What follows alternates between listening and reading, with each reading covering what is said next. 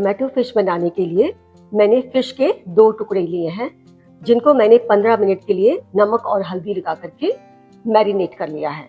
आप अपनी पसंद की कोई भी फिश ले सकते हैं।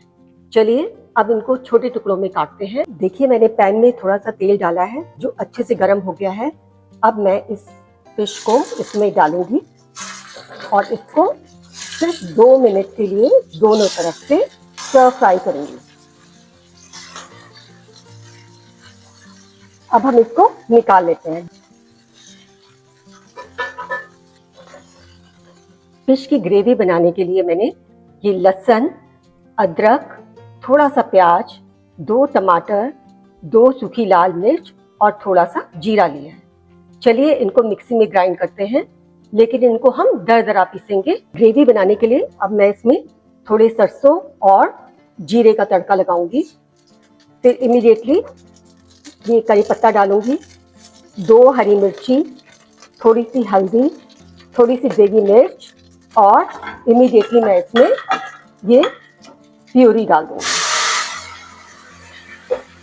जो हमने ग्राइंड किया है। अब इसमें हम थोड़ा सा पानी डाल लेंगे और अपनी जरूरत के अनुसार इसकी ग्रेवी बनाएंगे। हम इसको राइस के साथ खा रहे हैं, इसलिए मैं थोड़ी सी ग्रेवी बनाऊंगी। अब हम इसमें थोड़ा सा नमक डालते हैं। ये गरम मसाला है और थोड़ा सा धनिया है। इसको मैं ढक दूंगी और इसको अच्छे से पकने दूंगी। देखिए ये ग्रेवी बन गई है। अब हम इसमें 2 चम्मच इमली का रस डालेंगे। अब टमाटर और इमली की टैंगीनेस को कम करने के लिए हम इसमें थोड़ी सी शक्कर डालेंगे। ये इसके स्वाद को और भी इनहेंस कर देगा। Now it is all ready for fish to go inside the gravy. अब हम इसको सिर्फ एक उबाल आने देंगे और फिर इसको ढक करके रख देंगे। ये अपनी स्टीम में और अच्छे से भी गल जाएगी।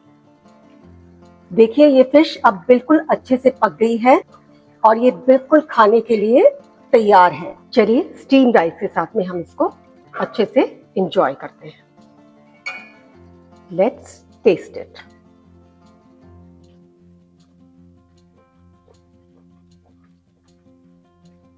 It's all perfect, well cooked, and I just recommend that you all should try it and let me know how it came.